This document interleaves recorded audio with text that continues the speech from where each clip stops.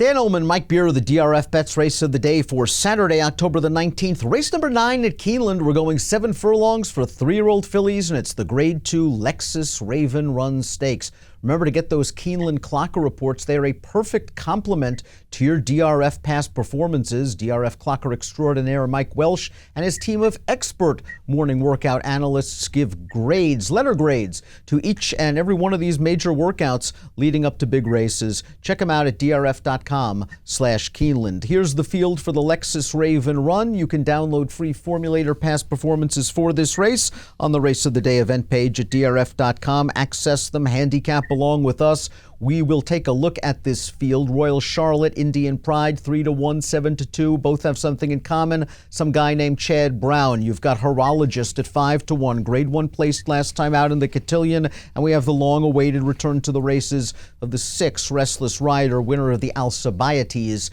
at Keeneland last year as a 2-year-old. Timeform U.S. Pace Projector. Well, Indian Pride was real fast in her debut at Saratoga, and the Pace Projector believes she can control things up front here. We'll see how it plays out. Trips are going to be very important in this race, Dan. I think there's a lot of different ways to go. I think a really good field. Indian Pride, certainly impressive on debut without taking a deep breath. Number 1, Royal Charlotte, trained by Chad Brown, won her first 4 races, ended up 5-2 against the likes of the extremely fast Covfefe and Kentucky Oaks winner Serengeti Empress in the test, and she just didn't fire for whatever reason. She bounced back in her subsequent outing and her most recent outing, the Prioress. We're going to take a look at this race right now. That's break even at 3-5, undefeated in her career, I believe from 6 starts coming in. Right behind her is Royal Charlotte, who's going to tip to the outside, and she is going to wear down break even in the last 1/8 of a mile. I thought it was a good effort from Royal Charlotte, a solid 92 Beyer speed figure. She got back on the beam. I have no idea what happened on the test. Was it the 7? I don't think it was the 7. When you go back and watch that race, it certainly wasn't the distance that beat her. She just didn't fire in that race for whatever reason. 5-2 in that race. Everybody got off her in a much weaker Prioress, and they paid the price for it. She won easily in that race. I don't know, 5 starts out of 6. She's run really well. The one time she didn't, I guess you could excuse it if you want to. I don't know, Dan. To me, this wasn't the kind of race where I wanted a short price, but she could certainly win this race. Number 2, Bell's the One, 12-1 on the morning line, began her career with 4 victories, 2 stakes, 1 on dirt sprinting, 1 on turf routing. Then they threw her to the Wolves at Keeneland in the Ashland, and it just didn't work out. She rebounded with a really nice effort in that 8 bells behind the aforementioned break even. And last time out, off a little bit of a break, she just had no chance. Covfefe went to press a slow pace up front. Bell's the One was taken to the back of the pack. I liked how she split horses. It was kind of like she was being ridden for second, and that's what they got. I think that she ran well in that race. I agree with you. I felt like they were riding for second. They got it. Actually clear second at the end, too. Her 8 bells was okay in the slot where she just had no chance with break even. And, you know, the Acorn, probably too tough. And I think a mile probably a little too far, too. I think she wants to sprint this horse. She'll be running at the end.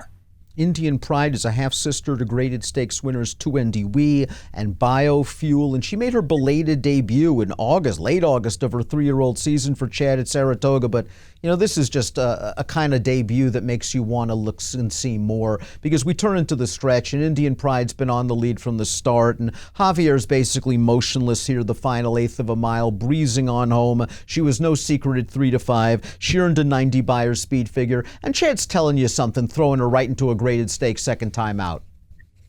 Yeah, she just airs on this field. She was a filly who, as a 2-year-old, was up in Saratoga, too, and there was buzz about her, but she didn't get to run. She showed up a year later and did that. Listen, she's obviously got a ton of talent, Dan. This is not an easy spot for her second start.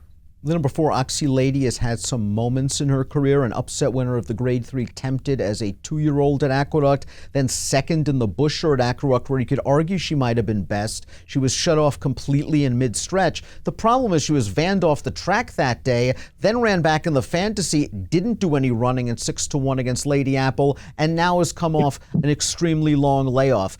Jack Sisterson has been red hot with his 3-year-olds on dirt, as we see from this formulator factor over the past 6 months. With 3-year-olds on dirt, 5 for 14, $7.02 ROI. Personally, I think this is just a building block for something different down the road, something longer, maybe at her favorite track, Aqueduct.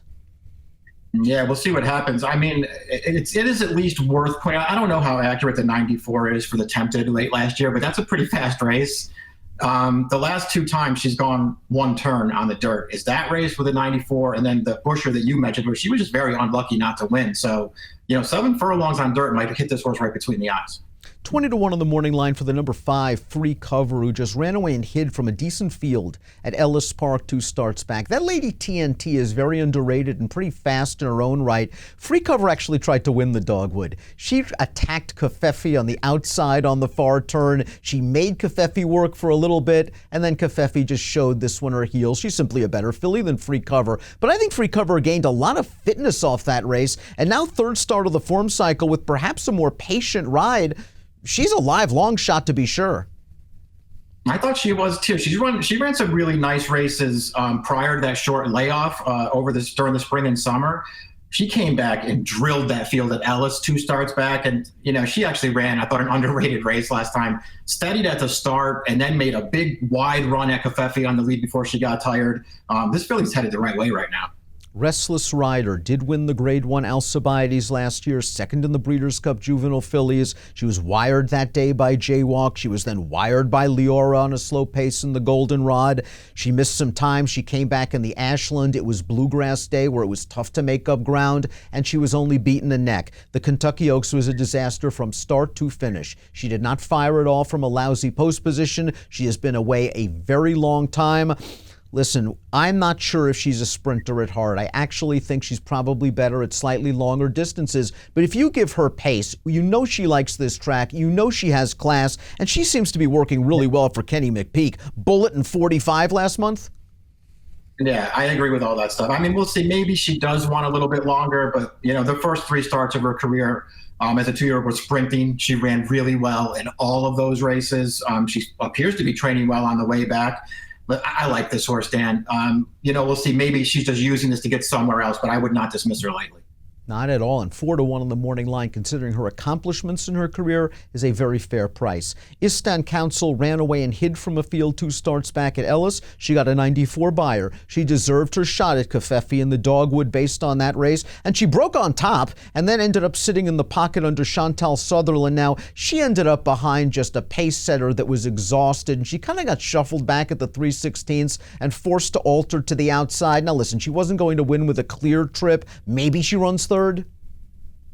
Yeah, I thought maybe a little bit of an excuse anyway. I mean, it wasn't the most clever ride in the world. And then if you go back 1 start prior to that under PP, she ran a 94. So there are things to like about this horse. Mike, I think the 8 First Star is a very dangerous turnback candidate here. A Southern California invader for trainer Ron Ellis. Popped a 92 buyer, debuting sprinting at Del Mar. Last time out going 2 turns, she had the far outside post. She's 4 wide every step of the way. She's still battling it on, and she's just going to go by this pace setter right now. And she's best with an 88 buyer. I think the turnback works for her if you give her some pace. She showed she could stay close in a sprint race in her debut. That was some significant ground loss last time. Yeah, it really was. She won that race very impressively. I actually feel like even though the debut came back faster, she really ran a lot better last time too. And she's only a month 12. She could even get better.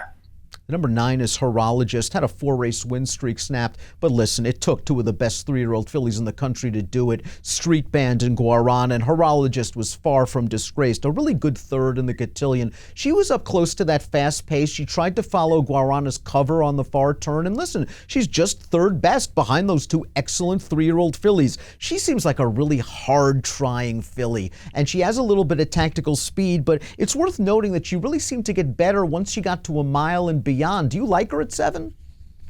Yeah, that's what I was just going to say. I usually like turnbacks in races like this, but with her, I don't know if I like it. I think she might prefer going longer. Need Supervision won the Silver Bullet Day earlier this year at the fairgrounds. Then in the Rachel Alexandra, she was extremely wide. She was wired by Serengeti Empress.